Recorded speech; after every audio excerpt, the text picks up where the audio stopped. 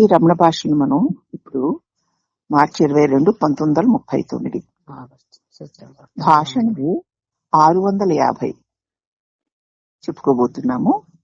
ఒక ఆంధ్రుడు నడివయసువాడు జపము ఎలా చెయ్యాలి అని భగవాన్ని అడిగాడు. అప్పుడు మహర్షి జపంలో నమః అనే పదం వస్తుంది కదా, అంటే మనసు ఆత్మకి అన్యంగా వ్యక్తం కాని స్థితి. నమః అంటే నేను కాదు అని. ఆ స్థితికి చేరుకోవడంలో జపం ముగుస్తుంది. ఇక నేను కాదు అన్నాక ఇంకేముంది? ఏమీ ఉండదు. అందుచేత జపంలో నమః అనేటువంటి పదం వస్తుంది. అంటే మనస్సు ఆత్మకి అన్యంగా వ్యక్తం కాని స్థితి అన్నమాట. ఆ స్థితికి చేరుకోవడంతో జపం ముగుస్తుంది. అంతలో కర్త వాటితో పాటు చేష్ట రెండు తిరోధానాలు అయిపోతాయి. నమః అన్నాక ఇంక కర్తేడి, ఆ కర్త వల్ల చేయబడిన క్రియ కూడా లేదు. అప్పుడు ఏం మిగిలింది? నిత్యుడైన వాడొక్కడే మిగిలాడు. ఆ స్థితి అందేదాకా జపం చేయాల్సిందే. ఆ స్థితి ఇక జపం చేసేవాడు జపము నమః అని నేను కాదు అని వదిలి వేసిన తరువాత ఏది మిగులుతుందో అతడే నిత్యుడు. ఆ స్థితిలో ఇక నువ్వు స్థిరమయ్యే వరకు జపం చేయాలి. ఆత్మ నుంచి విడిపడనే లేము మనము. ఆత్మ నుంచి మనం ఎప్పుడు విడిపడి ఉండలేము. కర్త ప్రయత్నం లేకనే ఆత్మ వారిని తనలోకి లాగేస్తుంది. కర్త ఏ ప్రయత్నం చెయ్యక్కర్లేకుండానే ఆత్మ వాడిని తనలోకి లాగేసుకుంటుంది. అంటే నమః అని వదిలేస్తే చాలు. ఈ కర్త ఇంకేమి చెయ్యక్కర్లేకుండా తనలోకి ఆత్మ తనలోకి తీసేసుకుంటుంది. ఒక్కమారు అలా అయితే ఇంకా అతను చేయవలసింది ఏమీ లేదు. ఒక్కసారి నమః అని ఆత్మకి అంకితమైతే ఆత్మ తనలోకి ఒక్కసారి తీసుకుందంటే ఇంకా అతడు ఏమీ చేయవలసింది ఉండదు. ఆత్మలో లీనమై ఉండాల్సిందే. ఇంకా నమః అన్నాక ఇంకా చేసేవాడు ఎవడు ఉండడు. వాడి ఇంకేవి చెయ్యవలసింది కూడా లేదు. ఆత్మలో లీనమై ఉండాల్సిందే అన్నారు భగవాన్. అప్పుడు ఆ భక్తుడు భక్తి ముక్తికి దారి తీస్తుందా అన్నాడు.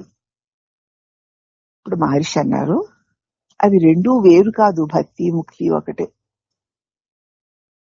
భక్తి ఆత్మగా ఉండడం అంటే, భక్తి అంటే ఆత్మగా ఉండడం అంటే స్వరూప స్థితి అదే. ఎవరికైనా అసలు స్థితి అదే. ఎవరికైనా సరే అసలు స్థితి అదే. వాని సాధనల చేత అందులోకి చేరుకుంటాడు.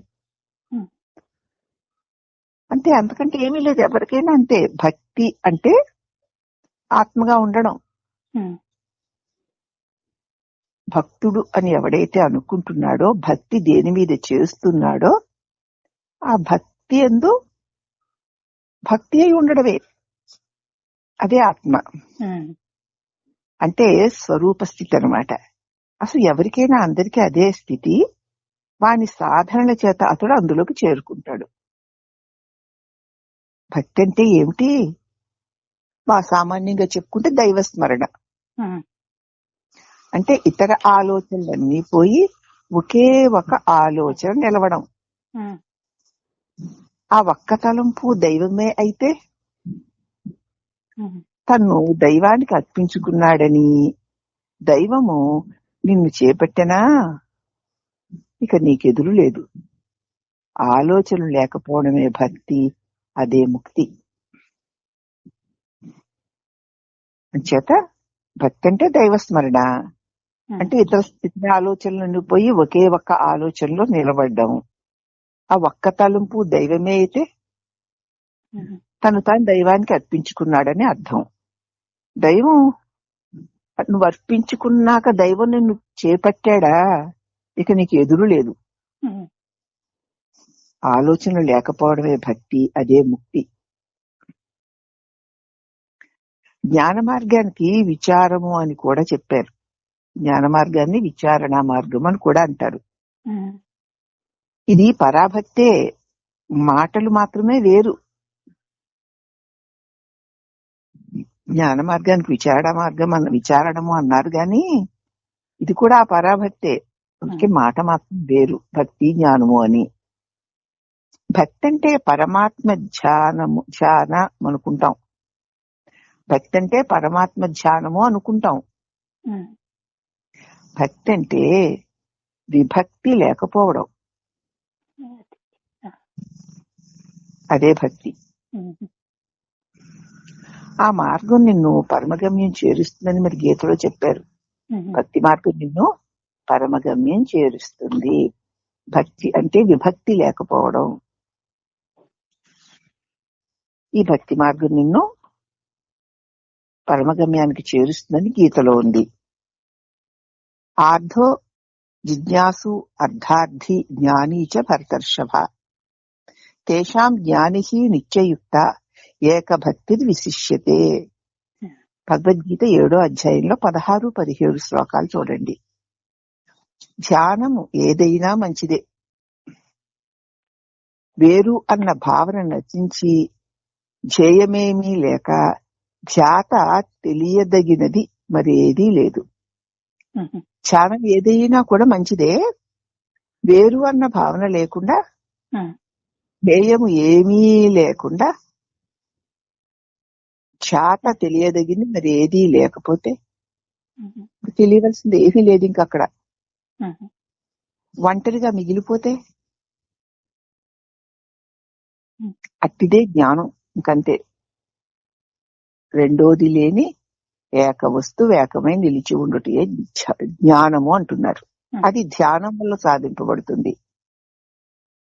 జ్ఞానాన్ని ఏకభక్తి అన్నారు. అందుకే జ్ఞానే పరమము,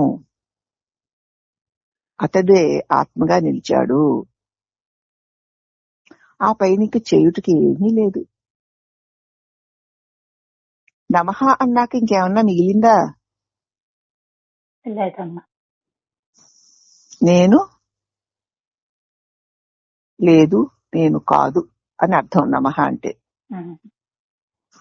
ఏమిటో మంత్రాలు చెప్పేస్తూ ఉంటాం, పూజలు కష్టోత్తరాలు చేసేస్తూ ఉంటాం. ఓం కేశవాయ నమః, నారాయణాయ నమః, మాధవాయ నమః, గోవిందాయ నమః, విష్ణవే నమః అంటున్నాం. అంటే ఏంటి?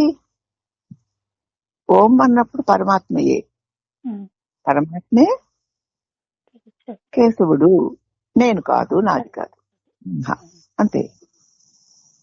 పరమాత్మయే మాధవుడు, నేను కాదు, నాది కాదు.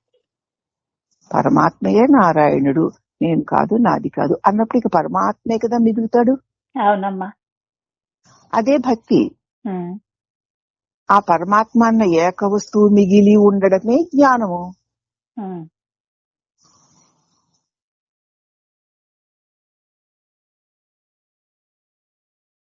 కాబట్టి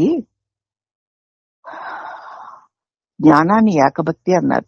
జ్ఞానియే పరముడు, అతడు ఆత్మగానే నిలిచాడు. ఇక ఆ ఏకవస్తే మిగిలి ఉంది. ఆపై నీకు చేయడానికి ఏముంటుంది? అతడు పూర్ణుడు, భయరహితుడు.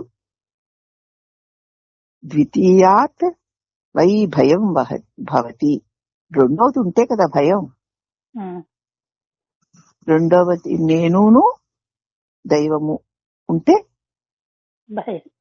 దైవాన్ని నేను వదిలేస్తానేమో అని భయం.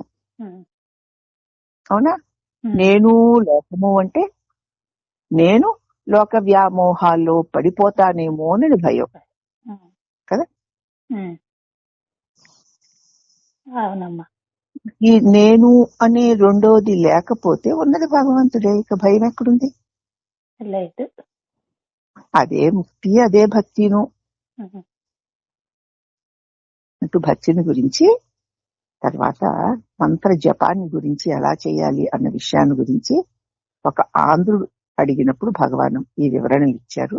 అతి తేలికగా ఉంది. నిత్యం మనం చేసుకుంటున్నటువంటి పూజలో భగవన్నామాన్ని మనం చెప్పుకుంటున్న పద్ధతిలోనే భక్తి, ముక్తి, జ్ఞానము అన్ని ఇమిడ్చి చెప్పారు భగవాన్.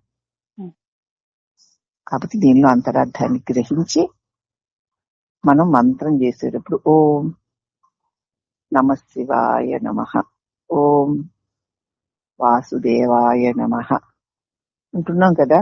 ఉమ్, ఓం ఈ మాత్రే నమః అంటున్నావా? ఉమ్, అంటే ఏంటి ఉమ్, అని వివరణ ఏమీ తెలియకుండా భగవన్నామం అష్టోత్తరం చేసావండి, సతనామం చేసావండి అంటాం. చేసేవాడు అలాగే ఉండి చేయించుకునేవాడిని మెప్పిస్తున్నాం అనుకుంటున్నాం. అవునమ్మా. అది భక్తి కాదు, అది జ్ఞానము కాదు, అది జపము కాదు. జపము కాదు, పూజ కాదు, ముక్తే లేదు అక్కడ. ఉమ్, ఇది తెలుసుకుని జాగ్రత్తగా మంత్ర జపం చేసేటప్పుడు ఒక్కసారి నువ్వు ఉమ్, ఓం నమ శివాయ నమః అన్నావంటే చాలు. ఇక మళ్ళీ నిజంగా అర్థం తెలిసి ఆ నమః అనడంలో నిన్ను నువ్వు వదిలేసుకుంటే ఉమ్, అదే ముక్తి, అదే భక్తి, అదే జ్ఞానం అనేటువంటి ఉద్దేశం మనకి దీనిలో అందించారు. ఇంకా సాధకుడు ఈ ఒక్కటి అర్థమైతే ఇంకా ఏం చేస్తాడు, ఏం చదవాలి, ఏం నేర్చుకోవాలి, ఏం వినాలి అక్కర్లేదు మరి. కానీ మనకు అన్ని ఉన్నా కూడా అది వంట పట్టడం లేదు, అనుభవానికి రావడం లేదు. అందుకే మళ్ళీ వెళ్ళి వినడం. ఉమ్. హరి ఓం నమః.